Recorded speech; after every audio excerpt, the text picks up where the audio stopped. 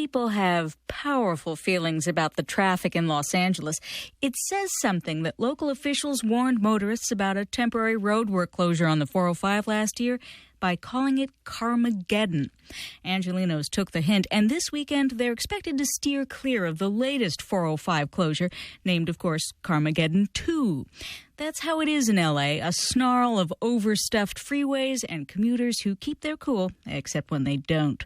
KPCC's Stephen Cuevas has this profile of a punk rocker whose music expresses the insanity of L.A. traffic while extolling the virtues of public transit. Couple of things you need to know about Eddie Solis. He lives in L.A., loves the band Kiss, and does not own a car. Being someone who's from L.A., born and raised, and, having a few cars in my past, I saw the city much differently, through a different perspective, through the eyes of a bus rider. Want to just go all the way to the back? Sure. Line 18, Wilshire, Western Station. Just steps from the front door of his home, across the street from a tortilla factory in LA's Boyle Heights neighborhood, Solis catches a bus that connects him with the city's subway and the commuter train he catches to his day job at an indie record label in Hollywood. It just opened me up to little neighborhoods, galleries, clubs, bars, just everything. Just seeing what's out there, little pockets of the city. Solis's journeys aboard LA buses and subway cars informs a lot of the material on The New Los Angeles Part 1, Through the Eyes of a Bus Rider, the latest release by the singer-guitarist band It's Casual.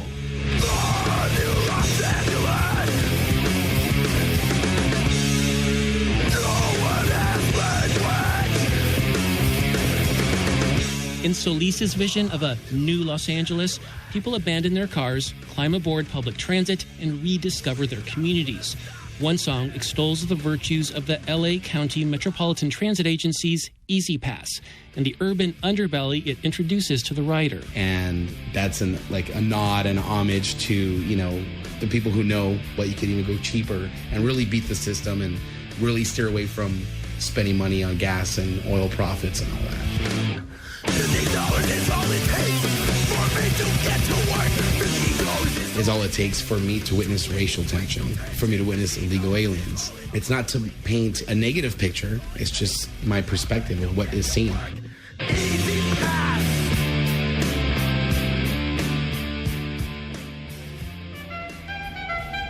I got a funny backstory. Off the bus and back on the street, we make our way past a jazz saxophonist playing for pocket change and down a long escalator to catch a train. So, where are we now? We're at the Red Line station, the Pershing Square station in downtown LA. And what's our destination? We're going to go downstairs another tier, and in about 5 minutes we're going to get on the Red Line going northbound. Okay, yeah. Let's go. The Metro Red Line snakes from North Hollywood to downtown Los Angeles. It's the train that inspired It's Casual's signature tune and spawned a viral internet video. It was partly filmed late at night on a moving train as it hurtles from station to station. Solis thrashes away on his guitar and barks the lyrics, which celebrate the Red Line and call out the congested freeways that coil around Los Angeles. Este es un tren del Metro Red Line a North Hollywood. The 210, the 605, the freeways are not so nice. The I-5, the 210, the freeways are not so nice. The thread that comes out of the record that ties everyone together is just be alive. Don't be a victim of having a car. The 210, the 605, the freeways are not so nice. I-5, the I-10, the freeways are not so nice. The red line, the red line. An MTA spokesman said he couldn't comment on Eddie Solis's furious pro-Metro message, but the Red Line video was a hit at the offices of Move LA. Eddie's done a good job. Thank you, Eddie. It's the public transportation advocacy group headed by former Santa Monica Mayor Denny Zane. He liked the juxtaposition of Solis blissfully riding LA public transit in one scene with scenes of the band raging against those notorious freeway jams. Eddie is all frantic when he talks about highways and so mellow when he's grooving on a skateboard and on the bus and on the Red Line. There's a metaphor for the transformation, from the, oh my God, I just got to get out of the traffic, to, hey, this is cool. I can mellow out. Or you can blast a tune like Too Many People as you claw your way across Los Angeles by car, bus, or skateboard. Los Angeles, there's too many people. I want them to go away, even though it makes them afraid. Too Many People could also be a motto for It's Casual. Over the years, the band whittled itself down to a power duo of Solis and a rotating cast of drummers. So you may think the burly, bearded punk rocker just can't get along with freeways, with people, or his native L.A. Not true. I love it. I love everything about it.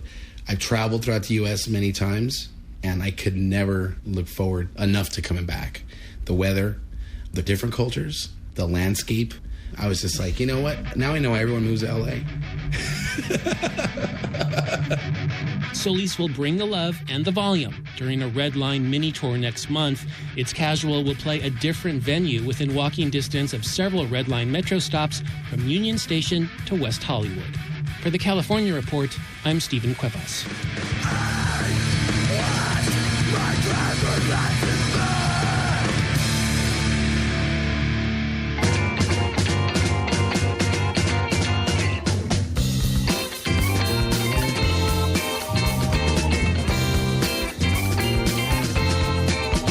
That's the California Report, a production of KQED Public Radio in San Francisco. Our director this week is Nina Thorson. Sil Muller is our technical producer. We had additional engineering from Danny Bringer and Howard Gelman. Thanks to Hank Hadley at KCBX. Our online team includes Lisa Pickoff-White, David Marks, and Don Clyde. Our interns are Catherine Borgeson and Rachel Johnson. Tyke Hendricks is our elections editor with production help from Tina Lauerberg. We had editing support from Paul Rogers. Victoria Mauleon is our associate senior producer. Ingrid Becker is our senior producer. The news director is Bruce Kuhn. I'm Rachel Myro. Thanks for listening and have a great weekend.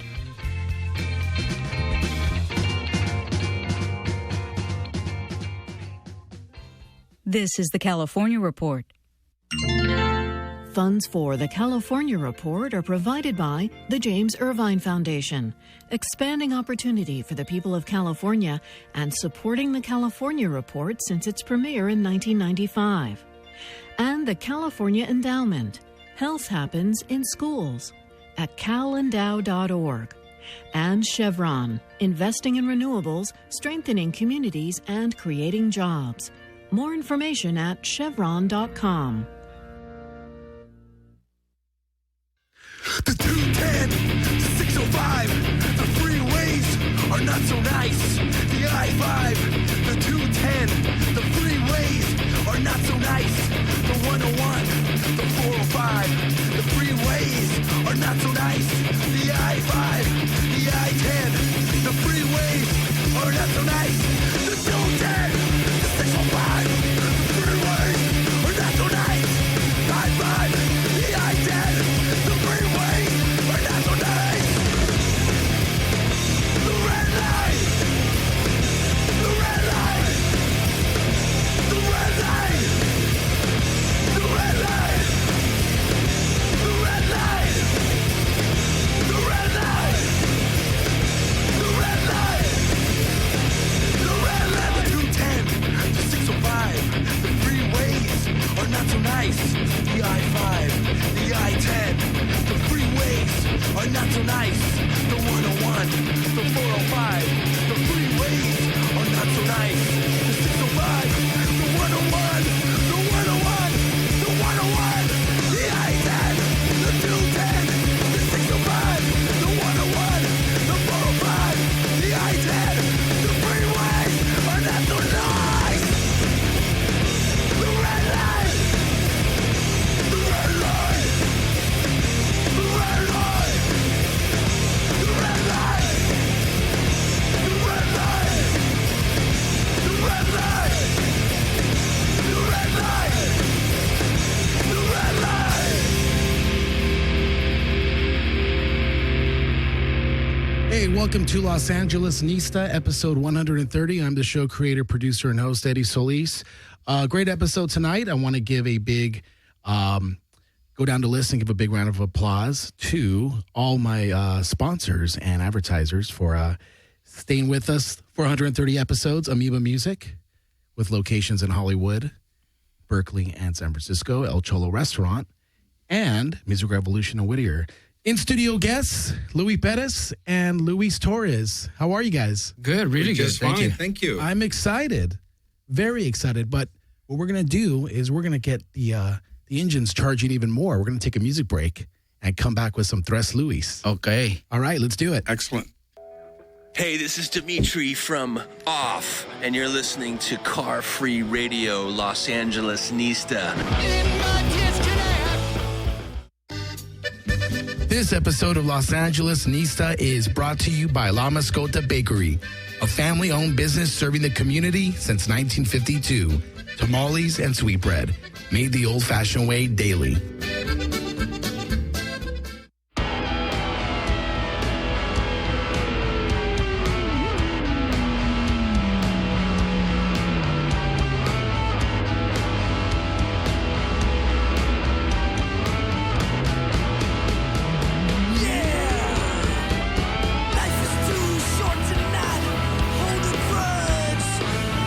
Concessions, I will not budge. I won't forget.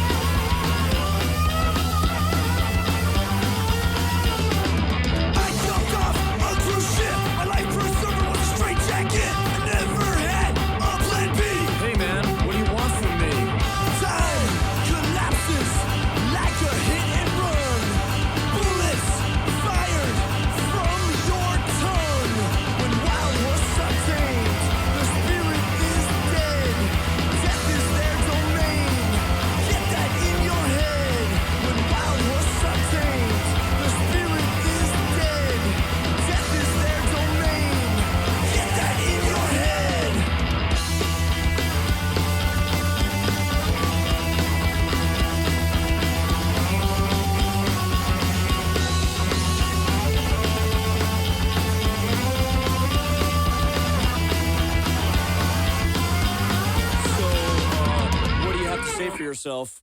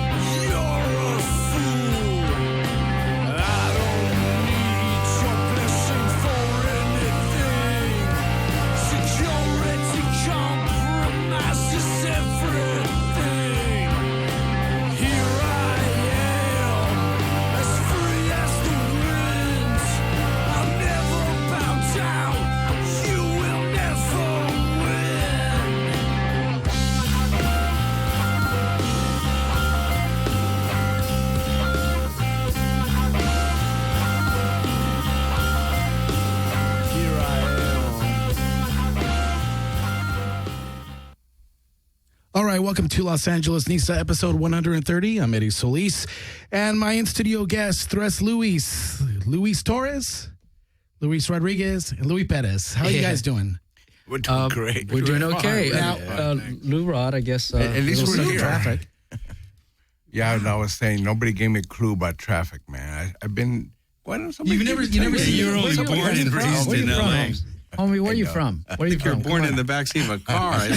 Yeah, I know. You've never seen traffic in your life, right? Never. This is it, man. This is the worst. First time? Those red lights I'm in front hiding of away you. somewhere for the rest of my life. Oh, man. That's why I take public transportation everywhere, because I bypass all the headache, and I just do emails all day and stay productive. Yeah.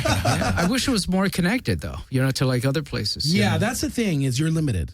You're very limited, but there is infrastructure in place if you're, able to go from downtown to the valley and back at a reasonable hour.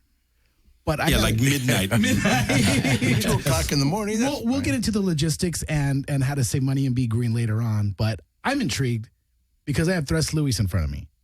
Now, before we get into the content, let's articulate how you guys met each other, because I know it goes way back. Who wants to tell the story? The myth or the reality? The both. Whichever is more interesting at the moment. I think lying is more interesting. Luis Perez, why don't you lie for a little bit? Okay. The idea kind of grew out of just conversations that we've had with each other. Will it, be on the phone or when we happen to see each other? Luis and I have been having these phone conversations that turn into these kind of like, I don't know, what would you call them? Very poorly scripted comedy sketches, but they're impromptu. Yeah, and we got this idea, wow, after we go on this whole rant for like about 30 minutes on the phone, we just said, man, this should have been put on God, I'm going to date myself, on tape. What the heck is tape? On carvings on walls. 7.5 inch reels. And then Luis and I, we all go back as friends for a long way. And I happened to be in was it Guadalajara? Guadalajara. And he was there. There was it was the book festival, and Los Lobos was going to do a big, huge concert. And, of course, we hanged out, which was really good. Because I used to go, when I was living in Chicago, Louis would have me go backstage to see the guys. Because I was a big East LA guy in Chicago, So you're from East LA? Yeah. But you were in Chicago? Yeah, and I told people, man, you got to see Los Lobos. That's the East LA band. So, and he would what year was this? Backstage. I was there for 15 years. This is a long time ago. You're doing 15 years? Yeah, I did 15 years time in Chicago. Did you ever go to Reckless Records in Chicago? Yeah, I love that I store. did. Okay. I used to live around the corner from it. Oh, really? The Broadway location, the Loop? No. Milwaukee? The one that was Milwaukee. Okay, I'm sorry. I had to throw in my record store knowledge. Yeah. Go ahead. Oh, yeah. So we're in, we got together, say, what are you going to do tonight? We sat down, we had a meal, and then I just kind of said, wait a second. Louis. And then I threw this idea at him, and then I talked to Luis about it. We said, let's do this. Awesome. And the idea is, here are three guys from East LA who, should be making license plates, or should be, why aren't we wearing orange Caltrans vests and picking up, debris on the side of the road? Why did we make it out of the barrio and other people didn't? And I'm not, and believe me, it sounds negative. It sounds like I'm deriding them. These are my people. This is where I grew up. But it's a curious thing. Well, why did I become successful and the guy next door got married and moved across the street? Exactly. Especially when we were in the same world. It wasn't like we were different. I mean, I say, well, we're all different, but I didn't think it was a special thing that I had, except I was very fortunate, I thought. It's like, fortune comes in on some of us. Everybody could have made it. Everybody could have done good. Yeah. Right. Yes. That's absolutely right. So it's a matter of turning points. It's a matter of happenstance sometimes. It's a matter of luck a bit. But I think what happened, and we've all talked about this, and we'll get to what are the three Louis anyway, and what the heck do we do? But we've all talked about it. We were driven by something. Absolutely. Louis Perez certainly by music. Luis Rodriguez, at some point, some foquito went on and he became in love with the literature. Maybe because he was homeless and lived in the library. But, and in my case, I was always interested in storytelling. I became a journalist. I was interested in books and reading. And those kinds of things are always in the back of your head. And you guys correct me if I'm wrong. But that sort of drives you. And things can happen. I mean, as a mocoso, we all did stupid things. And if we had gotten caught that day, we might be making license plates. But so when the three of us talked about doing something such as this, we all thought about our commonalities. We grew up on the East Side. We have a Mexicano-Chicano frame of reference. We came through the cauldron of the Chicano movement in one fashion or another, in one dimension or another. And then we thought, we enjoy talking to each other. And then we thought maybe some people would enjoy listening to us. And we were crazy enough to think that people might find it interesting. Yeah. And it has turned out that way. Well, it's great because, you guys are developing content and it's also being built and installed out in the universe, and people could take from it if they wish to. And not everyone is from East LA, Whittier, and Pico Rivera. So someone in Australia that is really immersed in Latino culture or whatever you want to call it may get something out of it. and learn. It's actually bigger around the world than I found. It is. You know, in Germany, it's a big is. thing. They know Chicanos. I was in Japan. Oh, they Japan. got lowriders. They got Oh, cholos. they're doing the whole homeboy thing in Japan. Oh, right now. absolutely. There's It's cholas. amazing how cholos. much they know about Absolutely. Yeah. So now let's go down a little deeper with each person here. Let's talk about your story. Let's start with Luis Torres. I mean, I think it's very relevant that you talk about how you're from the East Side, Lincoln Heights. Yeah, Lincoln And Heights. you went to school on the East Coast. I went undergraduate school here in California, and then went to graduate school in New York. I went to Columbia University. And that was interesting because, I'm from California. I never owned a pair of gloves until I went back east. Snow, what the heck is that? And so that was personally kind of interesting. But you get a different perspective. I mean, I'm living in New York and trying to absorb all I can in New York for a couple of years. And you look at, there were not a lot of Chicanos in New York. Absolutely. 25, 30 years ago. We're everywhere now. There are Mexicanos everywhere, including New York. But yeah, I was driven by storytelling, as I say. And as a kid, I worked on a community newspaper when I was 15 years old. I worked at a radio station when I was 18. Paid my way through undergraduate school working at a radio station in L.A. And I've always been interested in exploring stuff. I'm curious, nosy, some would say. And I like the idea of meeting people, distilling information, and then telling a story. And all of these guys tell stories in different ways. Sure. In some cases, Luis Rodriguez writes magnificent poetry. Luis Perez writes poetry, but they're called lyrics of songs, So we all communicate. And it's a shared kind of common experience that we have, and that it's the prism through which we see the world. But back to something you mentioned a moment ago.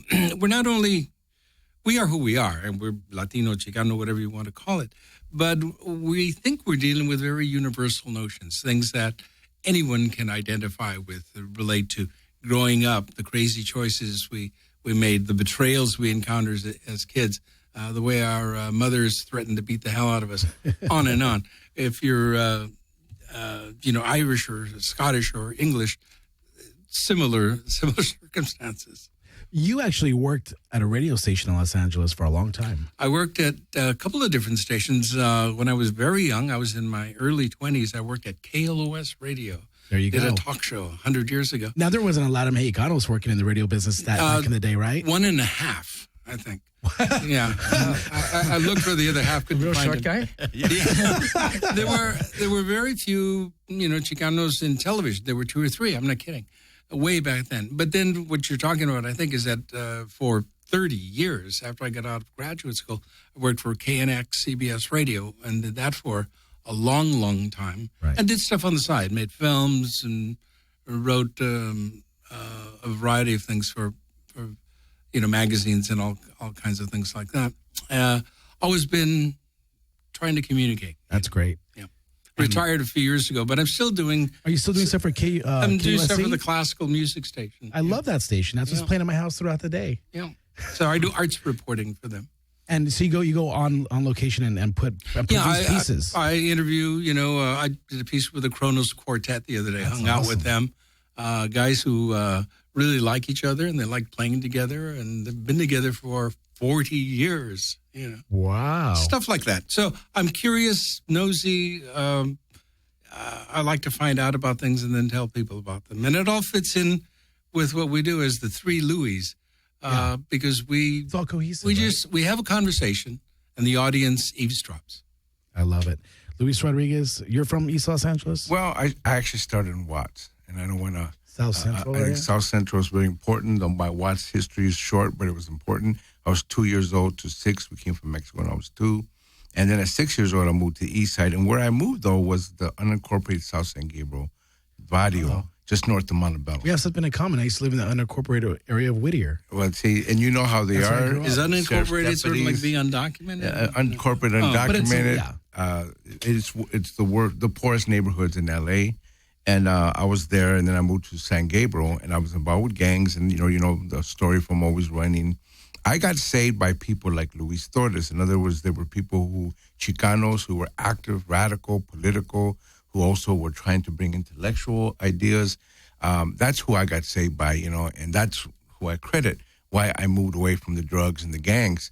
And then I ended up in City Terrace and Boyle Heights. I lived in Lincoln Heights. I lived in all those communities, did a lot of work there, worked with gang kids. I got married. My kids got raised in those neighborhoods. And pretty much was around the east side until I moved to Chicago in 85. So to me, that's where my heart is. I have a book called The Republic of East LA because I had short stories all about what I saw, what I remember about East LA, those whole neighborhoods. South San Gabriel it's in always running, but the book of The Republic of East LA, it's really City Terrace, Boyle Heights, Lincoln Heights, all those neighborhoods that I remember, Highland Park. Yeah. My mom's from El Sereno, so I know that area. All those areas. Yeah. Louis, I hear that Always Running, which is a terrific book, by the way, Eddie, is the most checked out book in libraries? It's what they tell me. And they also say it's the most stolen book. It's like, okay, good. I've made it. That's a success. It's resonating.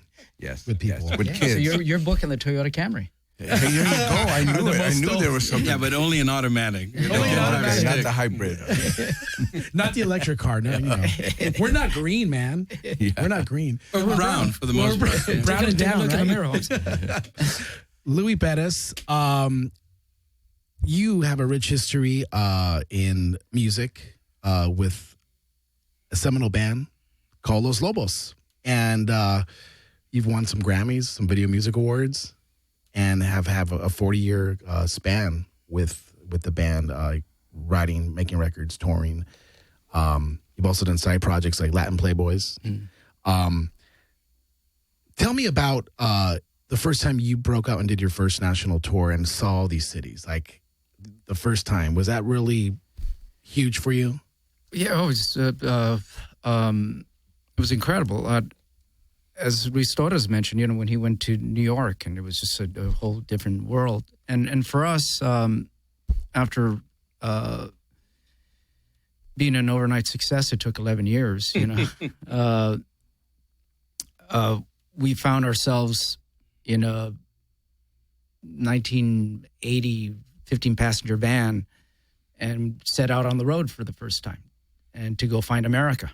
Right. It's kind of like Travels with Charlie, Rocinante. We're in the back of this truck and we're going out to find America. Were you John Steinbeck in this one? Or were you Charlie? Charlie. Charlie, the dog. So we went out to discover America, really, for young kids. And this was young kids, I'm saying, because we were like in our 20s. Okay, we're not children. But America for us was, by and large, kind of like a uncharted territory. Chicanos tend to, unfortunately, kind of draw a chalk line around themselves. We create our own boundaries a lot of times, And to be out on the road and be in places like in Iowa City in the winter, man, what's that? Oh, what is that?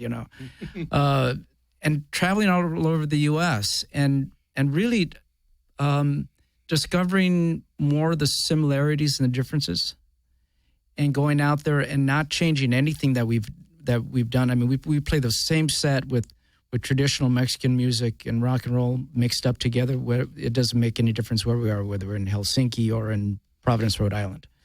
This is who we are, and to a certain degree, I think the vulnerability that we presented on stage was sort of the attraction. We didn't try to adjust our sets or censor ourselves. This is who we are. The marquee says Los Lobos. Okay, there's no backing out of that one. All right, so it's transparent. There you go. Los Lobos. I've seen. Los Lobos. Yeah. There you go. So Los Lobos. So we Chapel Hill, North Carolina. The sold out shows. Of course, these are small places when we first went out on the road, but going all over the U.S. and finding these things and just and again, just noticing how people are just kind of people. We were just. We didn't really run into any kind of racism. Of course, this is before, as Luis mentioned, there wasn't a lot of Mexicanos. I mean, if your life depended on it, you couldn't find a Chicano in Burlington, Vermont. Okay, it's no a lot tortillas. different. Yeah. And so in the course of touring for the past almost 30 years now, since we first went out on the road in like 1983, we've seen the face of America change, and that face is brown. And so I remember going to New York, and there was like one little taqueria way downtown, and now they're all over the place. Yeah, they got taco trucks. Absolutely. Yeah, that's right. Yeah, the Soho taco truck. I saw that. It's blue. So that was it. It was really impressive for us, and it gave us, for myself as a songwriter, it gave me, research material. And not necessarily like I was going to write about things that I don't know about, that I experienced, but it made me really kind of look at myself and my place in the world.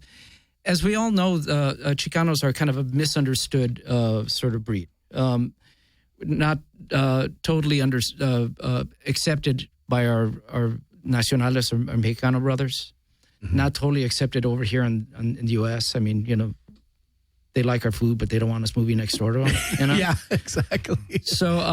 So where do we go? So for us, we just said, okay, if we don't belong there, we don't belong here. We belong everywhere, right? And that was the whole idea of just going out on the road and playing our music no matter where we were. And we did well, and we got lucky. We put out our first record. Small punk label Slash Records put it out. They didn't know what the heck to do with us, so it was an EP. They spent like $7,500 on us, and we won a Grammy for that first record for a song called Anselma, for the best Mexican American performance. It was a brand new category. We're the first Chicano band to win a Grammy. Right. And this was before the Latin Grammys, of course. This before, they segregated us. Yeah. This was before Fire. Yeah. But the thing, forgive me, I didn't mean to interrupt. Go ahead. No. Before Fire. Fire? Like by Jimi Hendrix? Yeah. Fuego. Exactly. Excuse me while I kiss this guy. So that's the long form answer to the question about like how did we find America? And I said, we turned left at Greenland, like John Lennon said. But the thing about us, Chicanos, we're this mezcla of many, many, many things. There's a bit of a cliche that goes around, but it's really kind of true. It's that often we never feel more Mexican than when we're in the United States. We never feel more North American than when we're in Mexico. Right. And, we're pochos to Mexicanos. Yeah, exactly. We're greasers or whatever else to the gringo. Right. So as Louis Perez suggests, we are a distillation of two worlds, even more.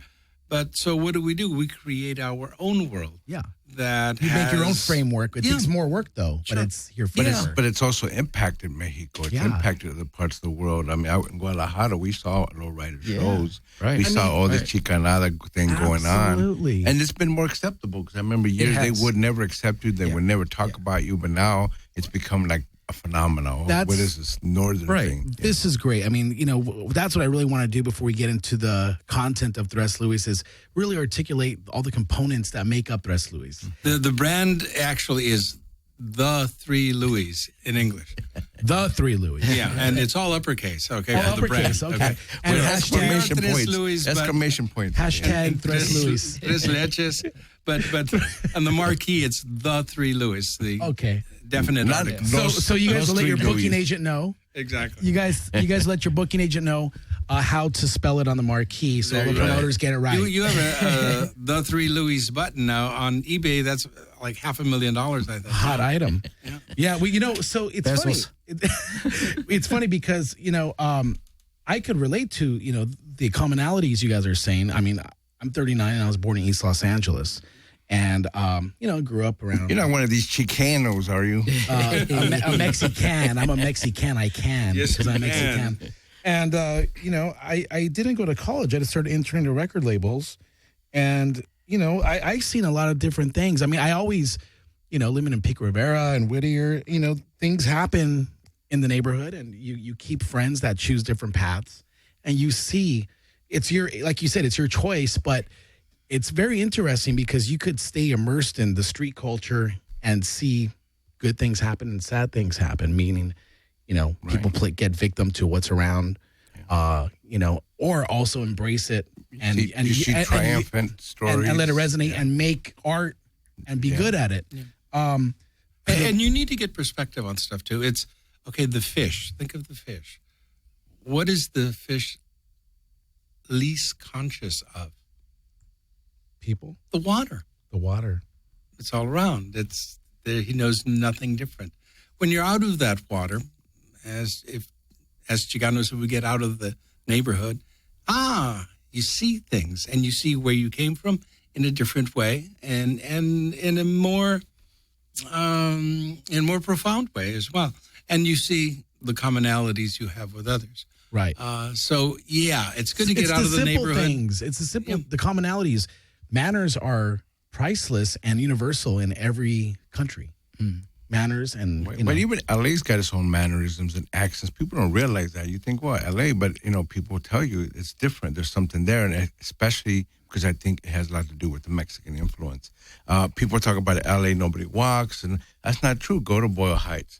Go to these neighborhoods, people are walking. It's a different community. It's a community that really is more like East Coast communities, in fact, more like Chicago communities, just on the east side. As soon as you go to the west side, you're talking about a whole different world. I'm not saying that the Mexicans there aren't Mexican. I'm just saying it's just a different world once you cross that LA River, because even Mexicans from East LA aren't quite the same like Mexicans in Sawtell, for example, even though they're all Mexicans. Well, it's very regional, and it's so big and exciting. But I mean, I think it's an exciting time because... And hopefully nobody in Sawtell gets mad. Not to say that we're better than them. Yeah, right. I don't want to be hanging out the next day or so. But I mean, my memories in the mid-90s of going to West Hollywood from Pico Rivera to go work and like at this office. It's just, you learn so quickly about, just people, their character, and how there's a thread, a lot of commonalities that connect all humans. Yeah. And it's so funny. Choosing to take we'll be the judge of that. Choosing to take public transportation. There's a funny Mexicano question I always get asked by blacks, Asians, Mexicans, whites. Do you have any DUIs? The answer is no. That's the only reason you're riding the bus. They can't just say. And you know what's so funny? It's all my friends on the east side that will reconnect with me. And it's like, and then if I'm hanging out with someone in Silver Lake, they're like, "Hey, that's great. You're saving the earth." You see, within 10 miles. Exactly. Depends on your perspective. Yeah. So, and if you're in Echo Park, you're do you have any lost. DUIs? I don't. Okay. Put me under a microscope. I got a great driving record. I really care about the earth and saving money. Have you guys tried taking the gold line or red line? Yeah. Has it worked for you? Yeah. Did you like it? Yeah, but you live in Afghanistan. I love it, but it's unfortunately I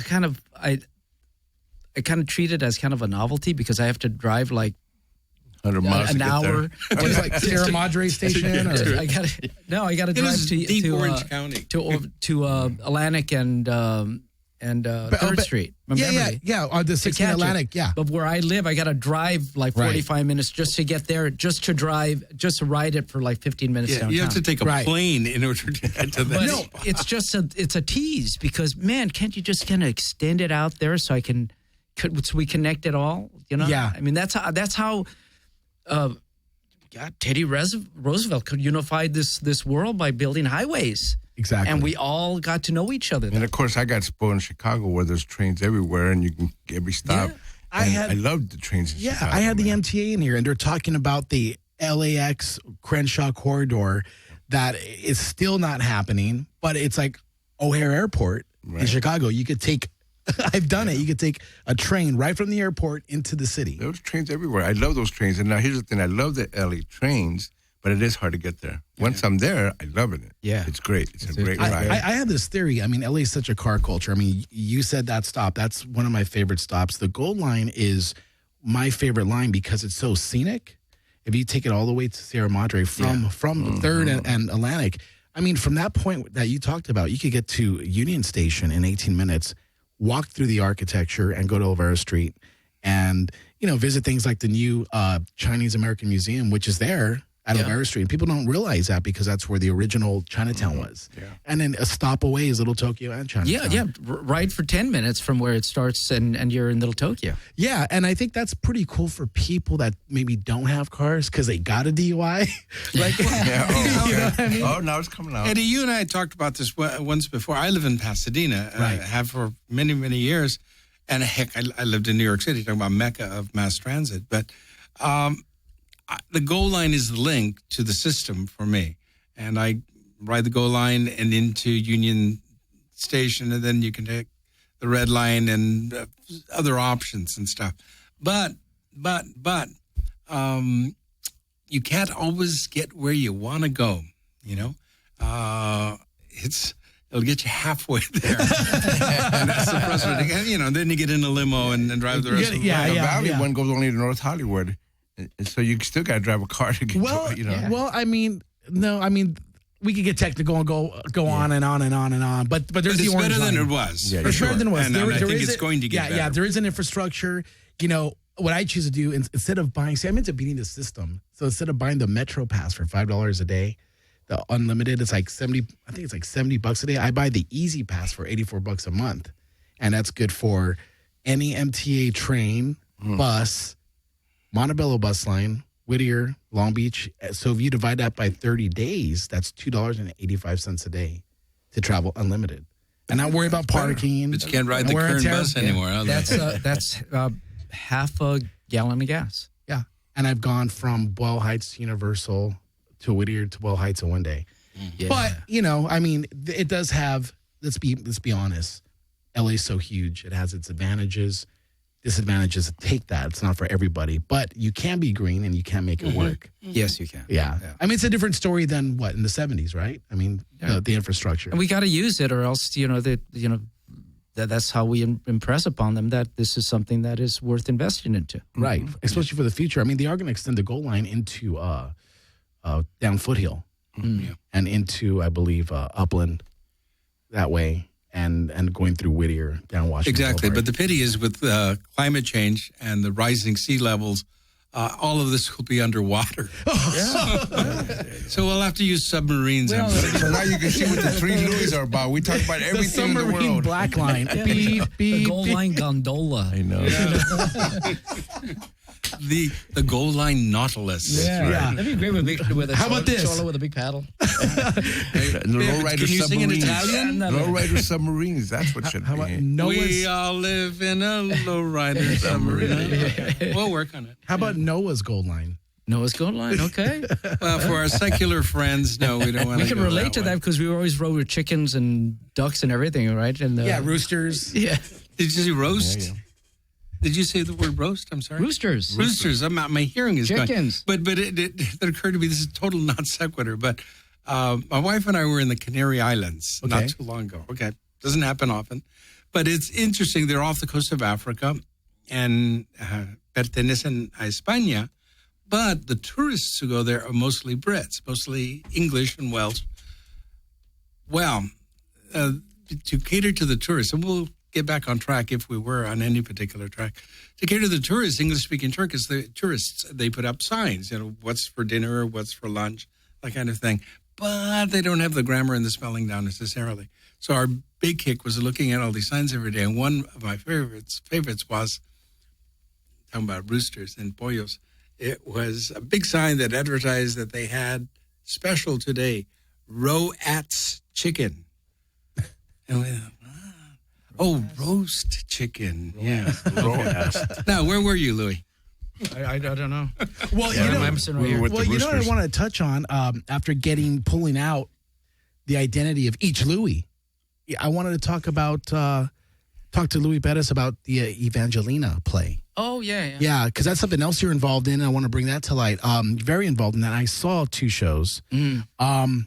How did you, let's go back. When did you visualize that, and when did it materialize for the first time? It was, it just grew out of a conversation. I had met up with Teresa Chavez and Rose Portillo, who head up About Productions, nonprofit theater group. I just happened to run into them. We were playing a benefit at Plaza La Raza. And it grew out of a conversation. I told him that I'd been interested in doing something like that for a long time.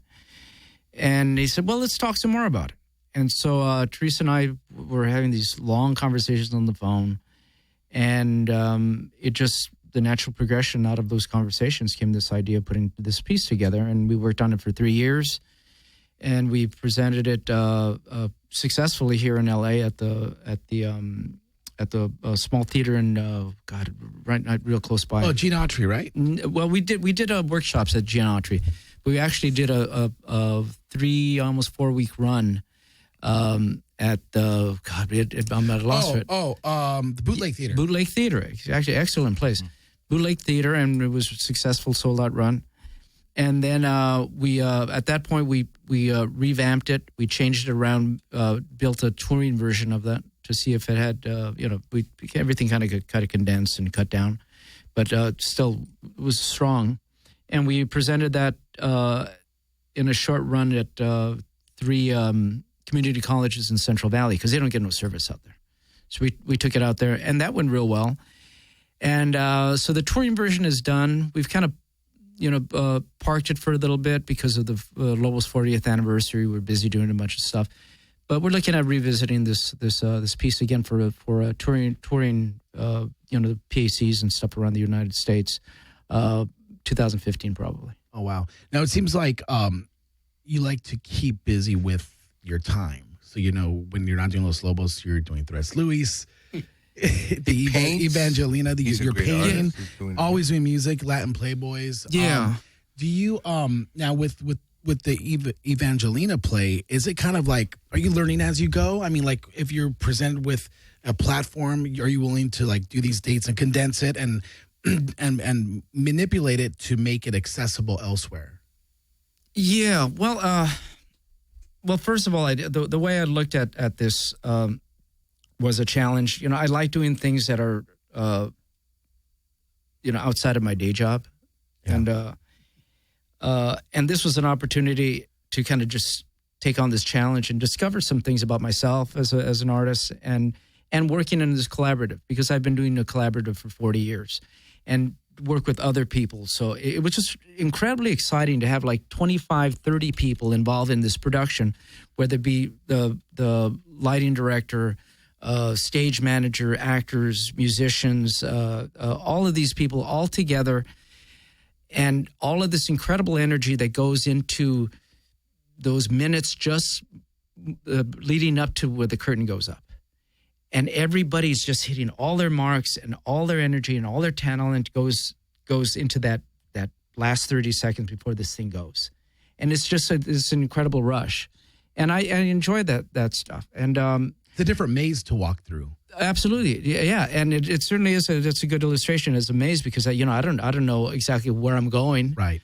But it's great. The whole sense of discovery is something that I've somehow have managed to keep enthused about. The doing things that are different and new to you.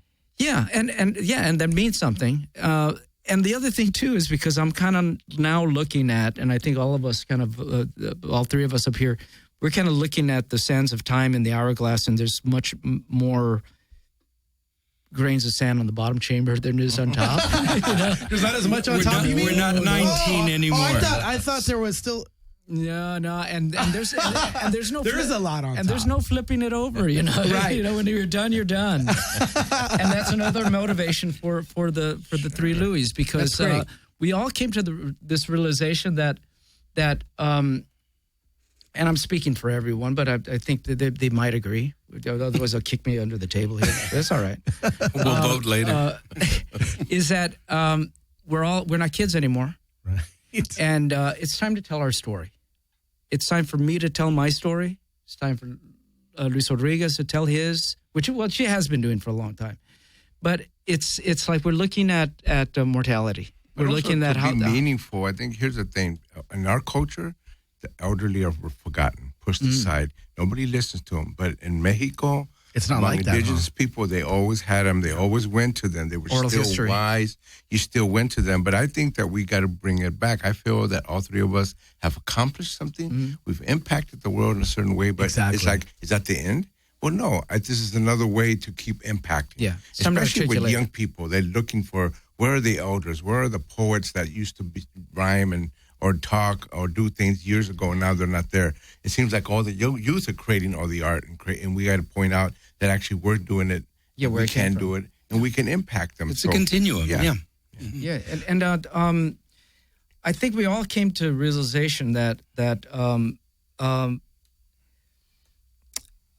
there's we kind of took it for granted that a lot of the young people kind of understand. I kind of use the example that Luis made about the fish not realizing the water, not they doesn't notice the water because he lives in that.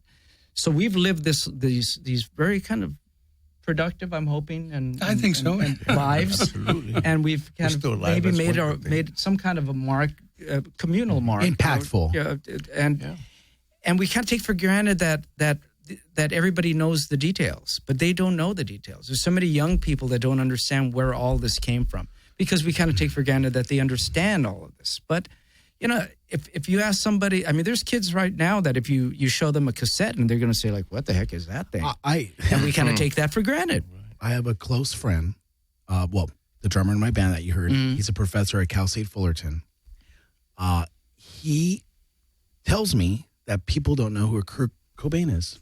Right. Well, I'll tell you something. Yeah, no, I appreciate that very much. And Louis, forgive me, but I bored you with this story some time ago. Okay, take a deep breath. Okay, I was in Arizona. Okay. And this had to do with fighting the AB 1070 in those days, a couple of years ago. And I was down there rabble-rousing a bit and documenting some things with film and all of that. And a big chunk of Chicano students were involved, good-hearted. They're there to, fight for what's reasonable, in the face of all that insanity that's going on in Arizona. I'll get to the point. There was a group of students from Cal State Northridge who went. And I was kind of hanging out with them a little bit. I'm shooting stuff, interviewing people. Anyway, we're in this office, and there are a lot of photographs. It's a progressive advocacy kind of place. And there are all these photographs on the wall. And among them, there's a photograph of this African-American baseball player sliding into home plate and his hat flying off, his baseball cap flying off. And it's this iconic photograph. And there's this Chicanita who's about 21 years old, a senior, I found out. And she's looking at it with me, and I said, isn't that remarkable? There he is. And she gave me this really blank stare. And I had to interpret that really quickly. And then I thought, well, maybe the photograph is not a very clear one or something. And I said, yeah, he's still home. It was during the World Series. Ni idea. She had no idea who I was talking about. And finally I said, well, that's Jackie Robinson. Then I was really stunned because she said, who is that? Never heard the name. Never heard the name, never understood anything about the transcendent historical significance of what he did.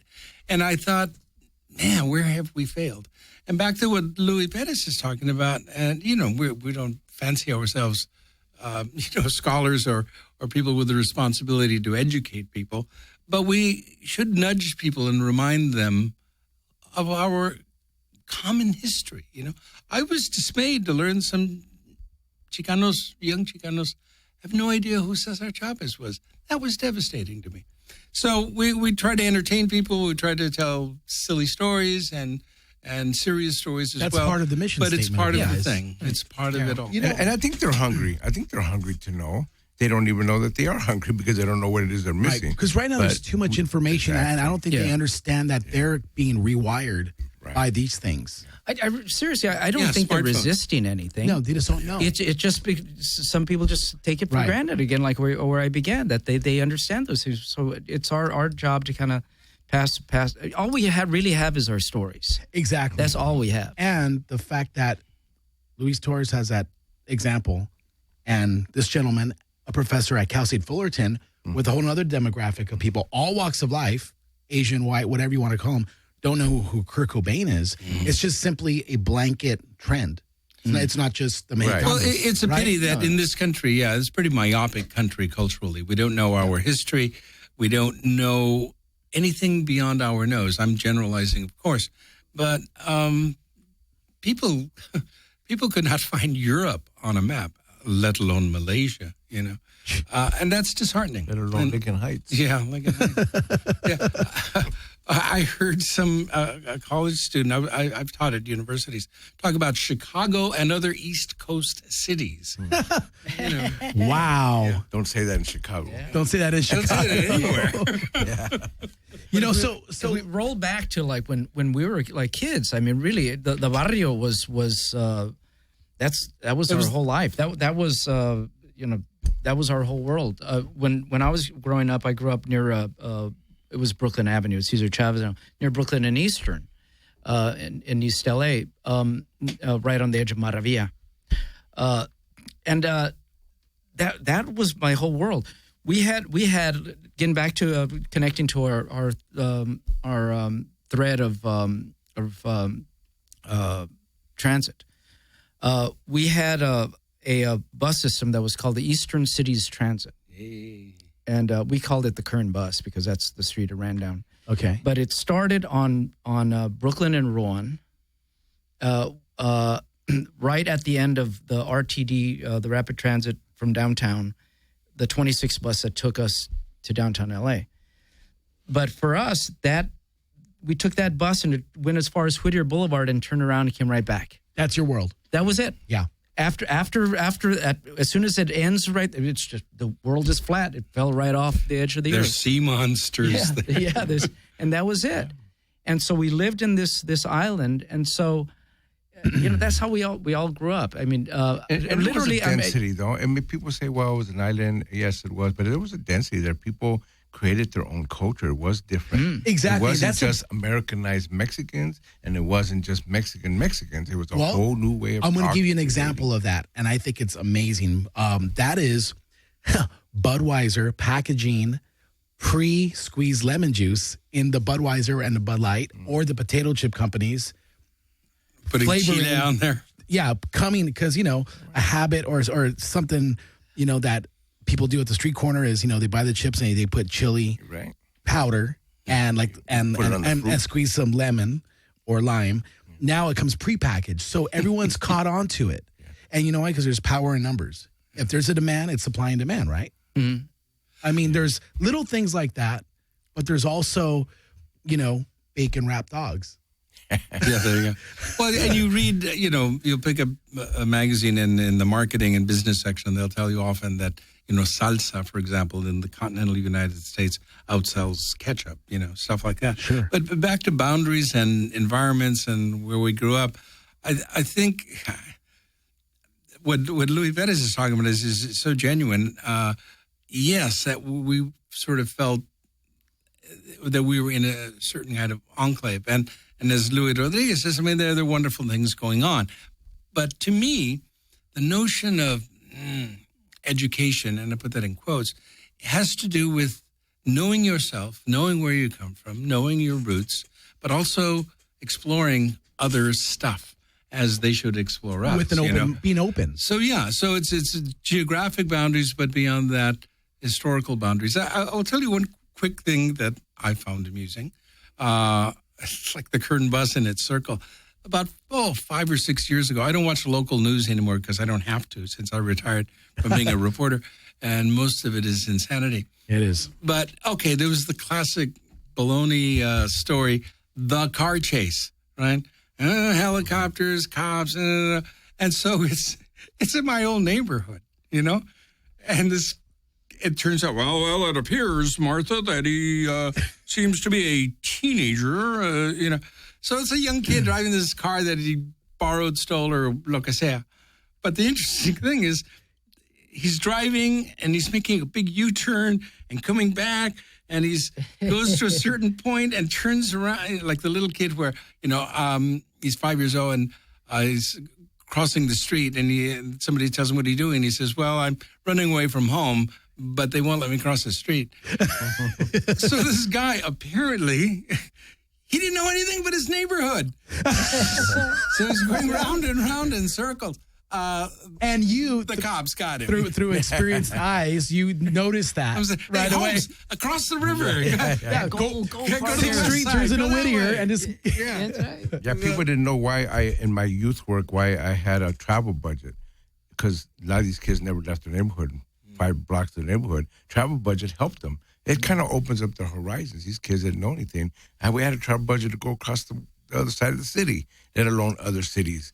That was part of the work, how to get kids to see that there's a bigger world out there. Absolutely. I mean, that's where I think Louis Perez could touch, a lot on because his travels have been so constant. You probably, I'm not going to assume, but every time you're out, you probably still maybe learn something about a town or a country. Am I wrong? Oh, yeah. I mean, I've traveled all over the world, and whether, I'd be in Ireland, Helsinki, Finland, or wherever. Sometimes just traveling to Dayton, Ohio could be kind of like just another world altogether. So I am learning every time I go someplace about a particular human dynamic of how people live there. How, come on. I mean, I just came from the Midwest, and when it was like, 30 below zero. I mean, how do you live like that? Right. I have a friend, Ramon, a dear friend, Ray Serrano, who grew up in St. Paul, Minnesota. And I said, like, what the heck are you doing here? He said, well, his abuelito came. They went up There's there. a lot of Mexicanos in that code. Yeah, because but you are free to leave. But they followed the Pisca, and like the same like my mom's story They too. follow the industry too, because that's why Chicago has Mexicans. All the stockyards. Well, it's funny. I met. I will be the judge of that. Okay. Let's see if this is the rest of Louis' material. But it's funny you say that, but they follow the industry or whatever. I have a friend named Daniel Vargas, and he's from what part of, not Lawrence, Kansas? Garden City, Kansas. Packing sheds or railroads? Mm-hmm. Tyson Packing. Yeah. And his parents are both Packers. And, he's been in Los Angeles for 12 years working in the music industry. And when I met him, it's Daniel Vargas. So where are you from? Garden City, Kansas. I'm like, no way. Well, in Kansas City, Kansas, there is a barrio, very old, been there for who knows how many generations, called the Argentine. And I thought, why the Argentine? This is the Mexicans. Well, because it was the Argentine smelter. The smelter was called the Argentine. So they came up to work in the foundry, and the neighborhood's called the Argentine. It's just, they've been there for years. So, I mean, in Chicago, the steel mills, the stockyards used to be Eastern Europeans, but by the 20s, 30s, and 40s, especially by the 40s, Mexicanos took over. Right. They were all over there. And they got several generations that worked in those steel mills and stockyards, which, by the way, no longer exist. That's the interesting thing.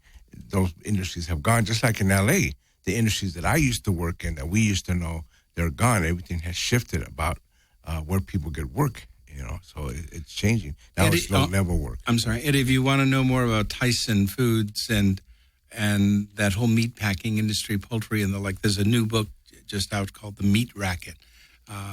Very, very well-researched book about that. And it shows that... among other things, Mexicanos are there in Arkansas as well as Laotians, Wow. But the other thing about neighborhoods, boundaries, and escaping, and I don't mean necessarily escaping, but exploring beyond that, there are physical ways to do it. I was in high school. What happened for me was I was involved in, journalism and, debate competition and stuff like that. And that took me out of the neighborhood. I went to the West Side. I saw different stuff. But there was another way to escape, and Luis Rodriguez shares this with me. The way we discovered new worlds, and certainly worlds beyond our immediate world, and not that we rejected our world, but we saw something else, was the library.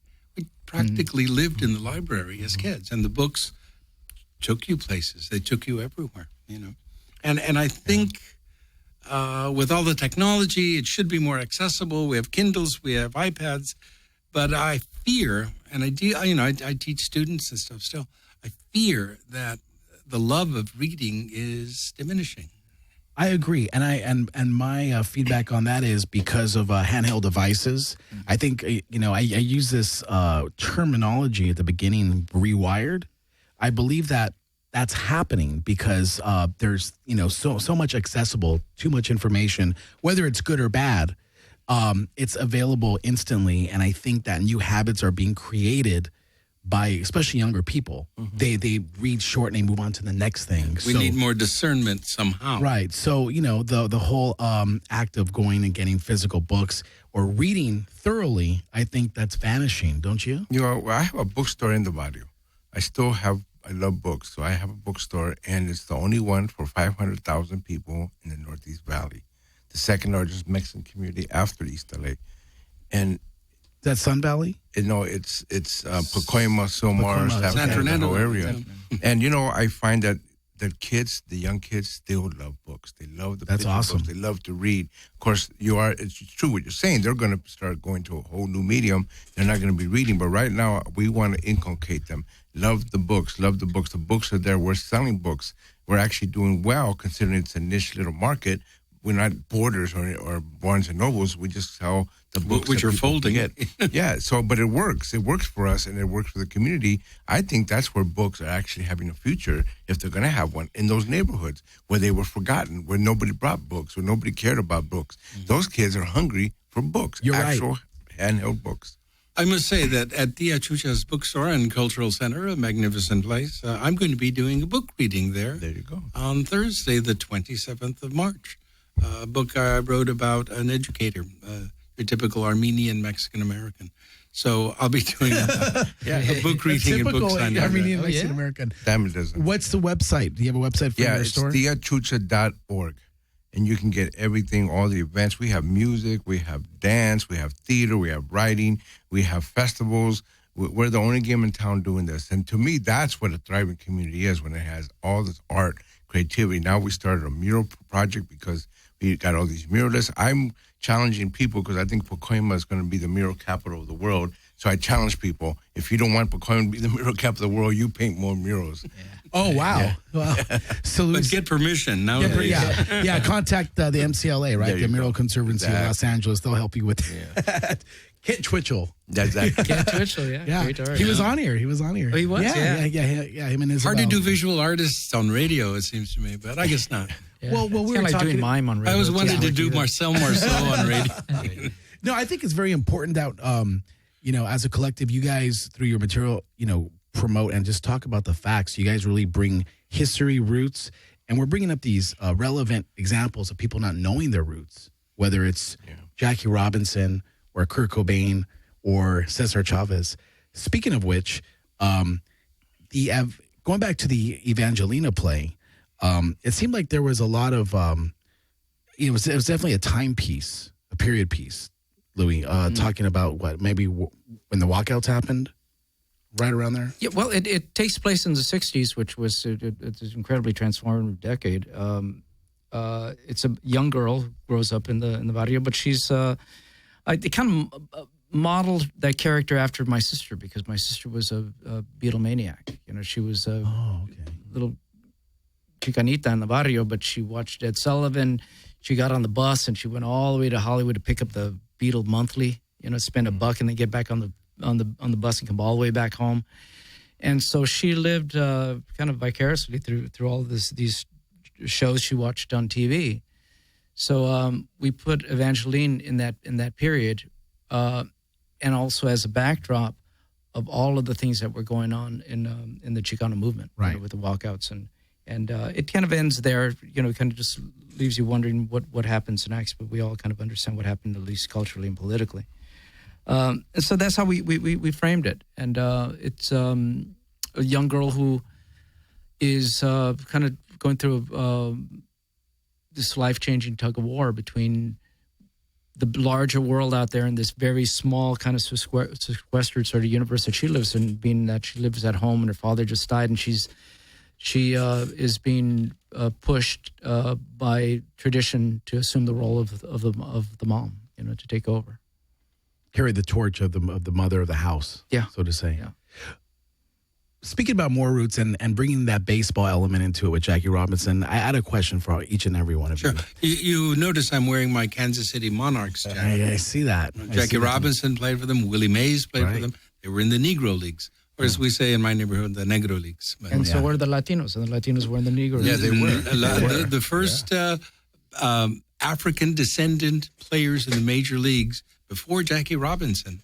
And this is not to detract from the transformative historical phenomenon that Jackie Robinson and what he and Brent Rickey did, its significance. But the first African descendant people to play in the major leagues were Latinos. They were Black Cubans. Mm-hmm. Anyway, but you were going to ask a question. Fernando Fever. Yeah. Fernando Mania. I mean, that was a huge turning point for Major League Baseball, I think. Well, it was a turning point for the Valle because a lot of people wouldn't even go to Chavez Ravine. They wouldn't go. They hated it. There was that bad history about when I was not to interrupt you, just for 10 seconds. Go ahead. When I was an infant, we lived in La Loma, which is center field of Dodger Stadium. It was Bishop, La Loma. So you actually lived in Chavez Ravine? Yeah, I was a kid. Yeah. This is way before the bulldozers pushed everybody out. Many years before, but yeah, we lived in what's now Dodger Stadium. But yeah, Louis, tell us about that experience. People couldn't stand what had happened. It was really bad. It was racist. They got rid of the people. They didn't care who got hurt. Didn't care what happened. People didn't go. Fernando Venezuela changed all that. It's true. Because, man, when he came in, it just, and the power that he brought in, especially the first few years as a rookie, he did so better than any rookie ever in the history of baseball that it just blew everybody away. And now you go, there's nothing but our gente. Now they just don't stop coming. He galvanized completely. Just last year, I go to a lot of Dodger games, and I remember the last official home game of the regular season was a Friday night, and they end up winning. And it was Friday nights. It was Friday night fireworks. Yeah. And in between the innings, they had this thing where between the 8th and 9th inning, they go down each Dodger who's in the starting lineup and say, "Who's your favorite all-time band?" And everyone said what it was. And then Adrian Gonzalez goes, "Vicente Fernandez," and the whole stadium literally stood up and just the wave started, and it didn't stop until the third pitch. That's good. I mean, and then it showed a face of Vicente, and you're right. The Gente's representing. Times change immediately, Yeah, but Louis Rodriguez's point is so well taken. I mean, so many people despised the Dodgers up till Valenzuela came because of what they had done. I mean, they bulldozed people out of their neighborhoods, and all the sort of backhanded political. I saw the documentary and did some reading on it. So. And then people forget. And that's why I think we should know our history, in the totality of our history. And we put things into perspective. Things change, as you say. But let's keep it in perspective. Let's know our history. Right. And what about this new Cesar Chavez movie that it's coming out this Friday? Yeah, I saw it this Friday. I haven't seen it. I love Michael Peña as an actor. I don't know how it's going to work. I hope it gets around. I mean, some people were telling me they thought it was the boxer. Julio Cesar Chavez. Hopefully it'll get people to see that there is history. It's not that long ago. Some of those people, Dolores Huerta, still around. Some of them are still active. That people don't forget what it took to get some of us where we're at. Not that it's all finished. We have a long way to go. And as you know, I'm also running for governor. So one of the things that I'm going to do is try to get people to understand the farm worker situation, because in all this drought and all the situation, they're being cut off again. So my thing is the pesticides that killed them, the water situation where they're not getting enough water. This state is a state that is 80% of the water goes to agriculture, and the rest of us have to take whatever's there. It's a very dry state, and yet the water coming from other places isn't coming in. The drought is very impactful. So my thing is let's get knowledgeable. Cesar Chavez movie could be a place where people can learn something about what it takes to struggle. Because I think that's the other thing that a lot of young people, again, not to say they're not interested, they've forgotten, or maybe don't forget that their parents were struggling, that there was walkouts, and there Exactly. was moratoriums, and there was things that was happening. Yeah, it's funny. The bullet train will end the drought.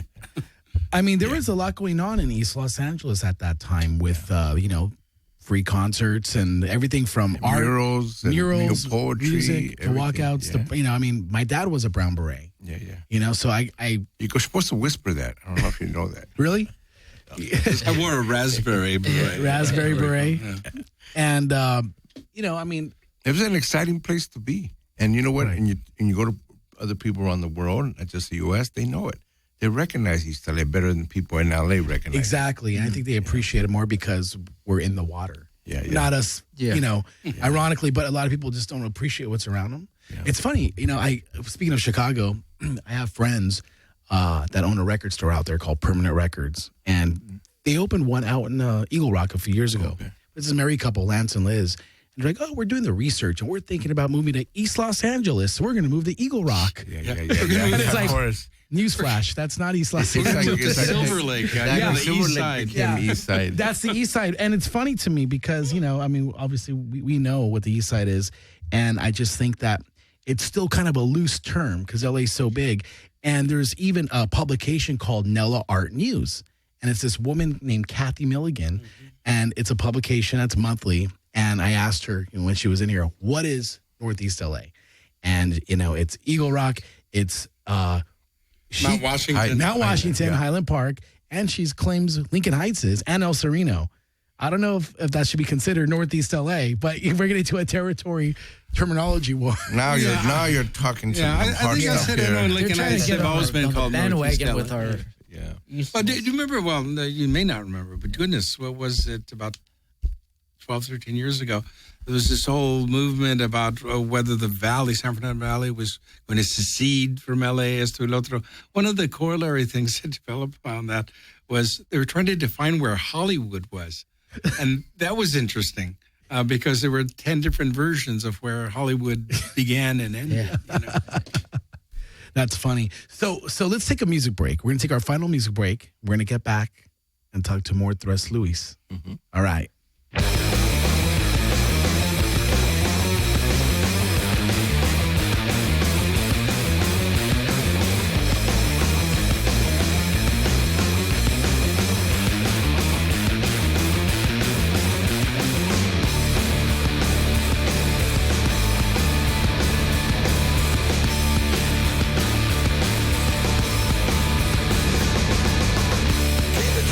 Occupied, left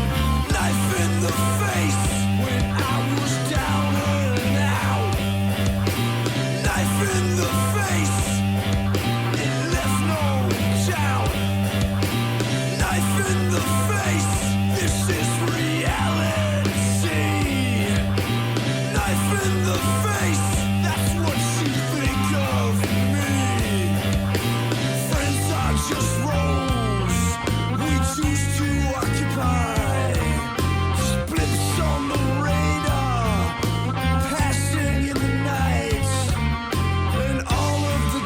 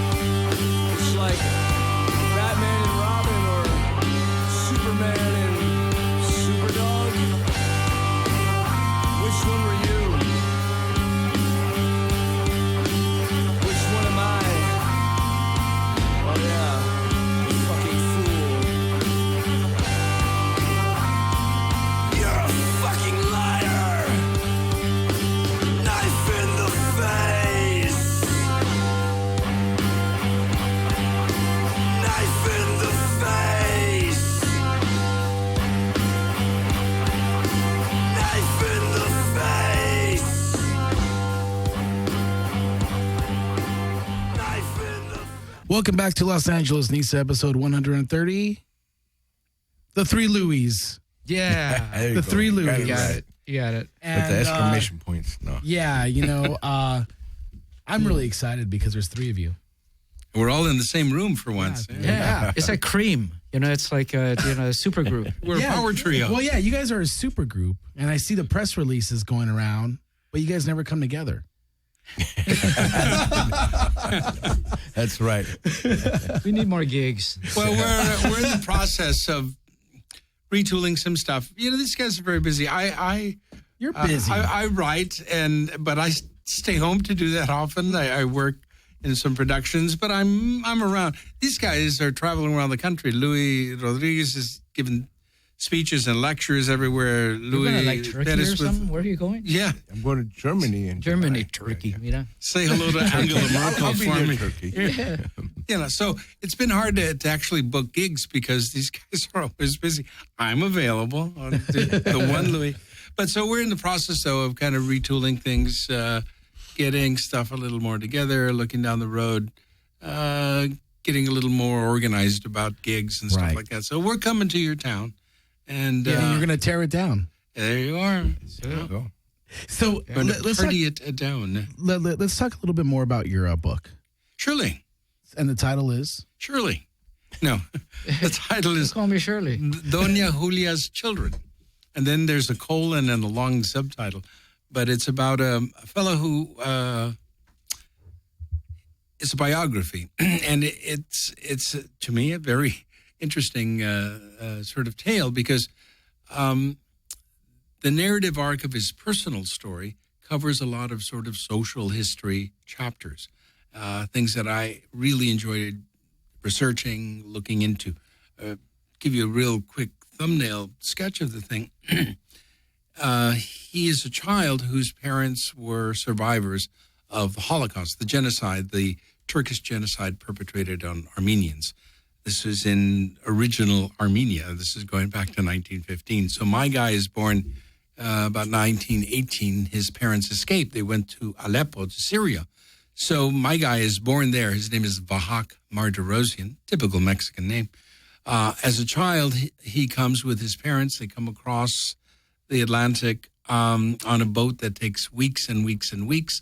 Their goal is to come to the United States. They land in Veracruz. Quotas won't allow them to come into the United States. So they go to Mexico City and then to Tijuana.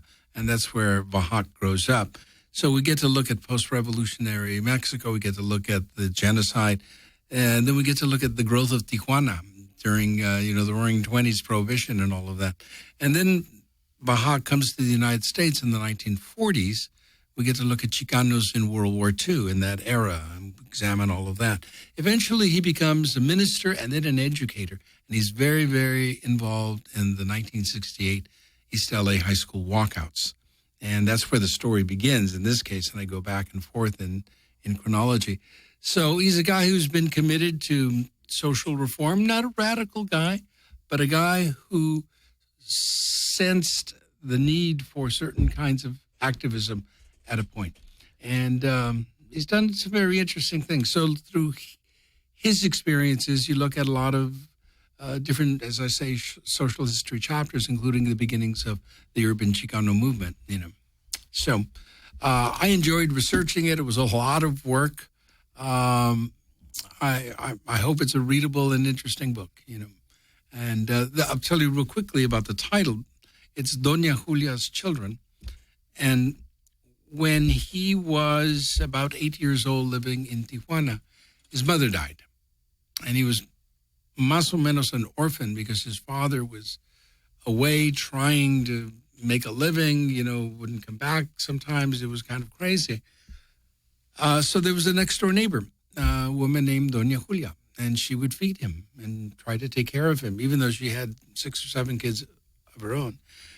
And so as Vahak, and that is his name, Vahak Marderosian, as he grew older, he thought, how can I repay this woman? How can I repay Doña Julia? And he realized, well, for him, the way to do that is to help all the Doña Julias of the world, all the mothers whose kids are suffering and need help and need assistance. And so He did it first, as I say, through work as a minister and then ultimately as an educational reformer. So we are all Doña Julia's children, you know. And so you're going to be doing a book signing and reading. Yeah, for Tia Chucha's. for the throngs of people who will be there at Tia Chucha's, a place that Luis Rodriguez knows well. And that's located at 13197 Gladstone Avenue in Sylmar. In Sylmar, And yeah. let's So give it starts at 6:30, and I'll be talking to people and sign a couple of books and, and tap dance. And He's good. Really? Barefooted. Yeah, when Barefooted things go, tap dance. When things go slow at three Louis, we have them tap dance. Yeah. Now, And then Louis juggles the chainsaws. now, are there any the 3 Louis shows booked? Not at the moment. Not at the moment. We were able to have a pretty good run there. We went to Aspen, Oh, yeah. Aspen, Colorado. yeah. We were in You guys are Riverside. just coming out of the gate. We were in East LA. Oh, yeah. doing Right. all- Aspen Literary Festival. Yeah. So we went really Louis well. Bettis like to say, well, we're still kind of a new band. Yeah, you we're a know? new band. Yeah. So, So we need to get, we're still kind of. we're getting together. We'll come back on your show with the whole itinerary next time, okay? Oh, yeah. 30-day itinerary, right? Yeah, there you Oh, go. yeah. And Yeah, and with we'll the have- T-shirt You'll have to and- have catering and hospitality. Yeah, I'll make sure. Take out the blue M&Ms. Your agent will email me what the writer's going to have to be out there. That's Yeah, right. yeah. Yeah. But the key thing is that it's never scripted. Every time it's going to be different. And even though we might touch upon some same stories, we just go with what we're feeling, what we trigger. We try to say a few things ahead of time just so that we're pretty much on the same page. But if you catch a show, you'll never see that same show again. That's the beauty of this. Yeah. It's a lot of fun, actually. Kind of like Coltrane. Oh, yeah. There you go. There It's you like go. a long sax solo. Right? Yeah. What was your line? I can't listen to 15-minute guitar solos anymore. I got to be somewhere. Yeah, that's right. But we wouldn't do They're this back, if we though. didn't enjoy talking Right. to one another. That's the only reason to do it. Yeah. You see, every one of us could do it. Luis could do a talk or lecture, and certainly Luis Rodriguez does it all the time. And, I can go up there and chat it up the men. But to have 3 together with our background and our experience is kind of unusual. So I think that's the attraction. Absolutely. I mean, you're coming from different worlds. I mean, same linear background, the cohesive East Los Angeles, Mexicano, et cetera, but you have the music, the reporting, the publishing of, all coming together and sharing experiences and, hopefully it resonates with people and they get something out of it. Yeah. To answer sort of your question, we have these plans that we're working on. We're going to do a little film too, so we'll let you know about that as well. Now, I got to ask you guys, going down the line, favorite Mexican food in East Los Angeles, starting with Luis Torres. I like a variety of stuff, but I'd like the Serenata de Garibaldi. I still think it's very good, and even though people from outside of East LA are frequenting it, there goes the neighborhood. It's still good. It's honest. They know what they're doing. They care about food, and I like it. And then for dessert, you have to go to El Gallo, La Panaderia. Oh. So you must do that. There are some other places, but those are among my favorite, and I can get there on the GO line. Yeah, exactly. From Pasadena, car free. Correct. $1.50 each way. Can't beat it. Can't beat it. Yeah, and you look, under the cushions, you might find a quarter or two. Right.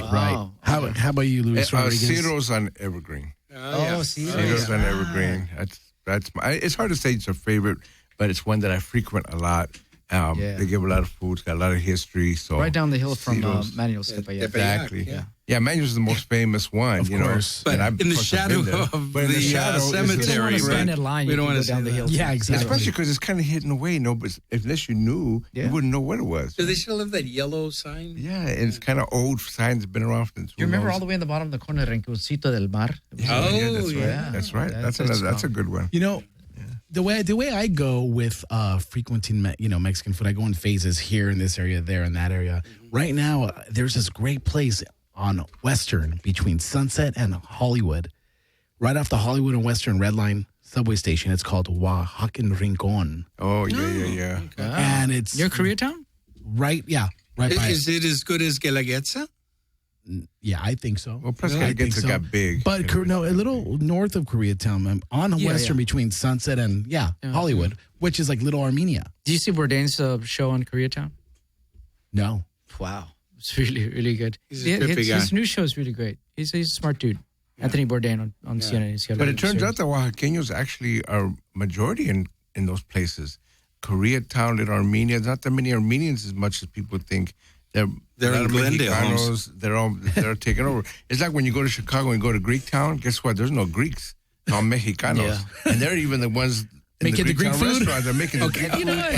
We're going to get off of Mexican for a second, and I'll let Louis Perez go. But I find this fascinating. If you go to Langer's or Cantor's, right? Jewish you stepped deli. on me, Holmes. Well, he stepped on me. Okay, I'm sorry. Okay, well, they're all Mexicano cooks. Yeah. Right. You go to the finest restaurant. I mean, you go to New York City. You go out and back. And I just mentioned Anthony Bourdain. He did this very cool show on the Texas-Mexico border and beyond.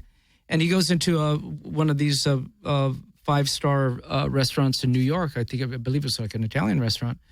And he goes into the kitchen and he holds a mic up to the cook. He says, "What part of Italy are you from?" Monterrey, Nuevo León. Monterrey. Oh, yeah, from Monterrey. He's stone Indio, man. Black hair. Because you'll find that we're out there cooking the food. We're doing stuff. We're making it happen. You sure it wasn't Danny Trejo? Danny Trejo. Oh, yeah. Machete. That would be great. You make us Machete don't text. Yeah. Well, you know what? You do well at Benihana's with those filetos. Yeah. There you go. Packing the filetos, right? Yeah. Well, you know what's funny is Mexicanos are set in our ways. Meat, tortillas, etc. But you have, Louis Perez, you've been vegetarian and now vegan for quite some time. For a long time. I'm not trying to change anybody or whatever, but Mexicanos do have a history of diabetes and a lot of we don't eat all that healthy. I remember when I was a kid, my mom used to bring home a cabeza and she would pluck the eyeball out. Tripas, all that stuff, right? But it's just my own personal choice, and really, it's not.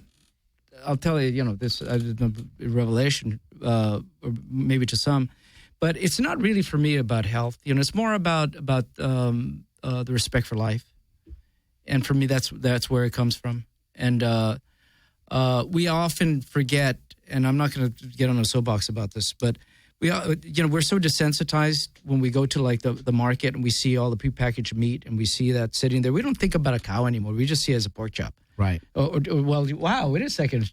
That'd be an interesting one. It's a hybrid, Holmes. It's a Prius of the meat industry. But, we don't think about where that comes from. That was a living thing. I'm just so desensitized about that. But the tribes of Mexico were still like that. They were not meat eaters. The Spanish brought the goats and the calves and everything. The cows. Cows are exotic animals that don't belong in the Americas. The Tarahumaras, where my mother came from, the traditional do not eat meat. They use those animals just to fertilize the fields. They got the 3 sisters to squash the beans and the corn.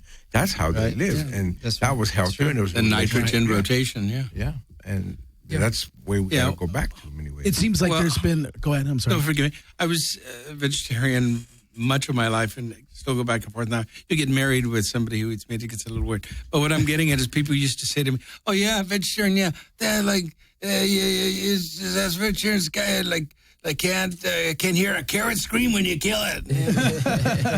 Well, I don't know. Well, it also seems like, Louis Perez, you've seen the vegan accessibility probably be a little more friendly on menus.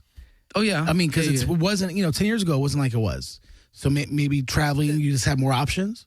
Yeah, well, for me, there's certain cities that you just, I'm going to lose. Kansas City. Kansas City. That's it. It ain't happening, bro. Don't go to Argentina and Brazil. Man. You go to New Orleans, you're going to lose. Buenos Aires. Yeah. But if I go where the hippies are, absolutely. Boulder, Colorado, I eat great. Yeah. But you can find stuff, and this is kind of the only thing that I'll kind of be the preachy about. You don't. If you want to eat vegetarian food, you don't have to ever think that you're limited to anything. You can go to your favorite Italian restaurant, you have pasta with marinara sauce, and or pasta primavera. With salad. All this. So it's not like a lot of times when we have catering and we always ask for a vegetarian meal when I'm on the road. Sometimes they don't have a clue and there's this plate of boiled vegetables, But there's so many other options you can do, and there's a way to be healthy if that's your goal. No matter what culture you are, whatever you're used to, within your own culture's cuisine, food, traditional food, there's a lot of things that you could like Luis pointed out. We grew up eating maíz, tamales and corn and everything that grew from the ground. That's how it started from. It's only tough on Inuits. Well, which leads me to my okay. Here's my entry for my favorite places in East LA, and it would have to be El Gallo Grill, which is right across the street from El Gallo Mexican Bakery. Chuy, who's a good friend of mine, he has done an incredible thing. I mean, if you want to go down there, you can have. You could eat at El Gallo Grill. You can walk down the street for about a block, and you could eat at Moles La Tia, where he has a chef from Oaxaca doing all these different moles. Mm-hmm. We all went there and had a meal together. And then, of course, to finish it off, you can go to El Gallo Mexican Bakery, which is, I think they celebrated their 70th year. And I grew up with that stuff, and it's really, it's great. And what Chuy has done, he's transformed the area between Ford Boulevard and I think I want to go down to McBride, or might we go a little farther on Cesar Chavez, which was always Brooklyn Avenue, historically. And he's transformed this into what is called Old Town Maravilla. And there's some very cool restaurants. There's a gallery. Very cool. And really cool stuff. He took the old Baguas mortuary and he turned it into there's a coffee shop. He's his gallery space there. Gallery space too, and the chapel where they would have wakes and all this. He's converted that into a performance space where there's poetry readings, all this stuff. So it's a really cool thing. It's a great idea that Chuy had, and the bottom line is that the food that he comes up with at Moles La Tia and Gallo Grill is just astounding. Well put, well done. So. That wraps up the 130th episode of Los Angeles Nista. Congratulations to you. Thank you. I want to thank Death Wish Skateboards, Santa Cruz Skateboards, the Cami Star blog, and also ampsandgreenscreens.com out of Dallas. The three Louis. Thank you so much. Yeah. It was fun. Thank you. Yeah, thanks a lot. I'm excited. Coming to a barrio near you. Coming to a barrio near you. That's right. All right. Thank you. Bye.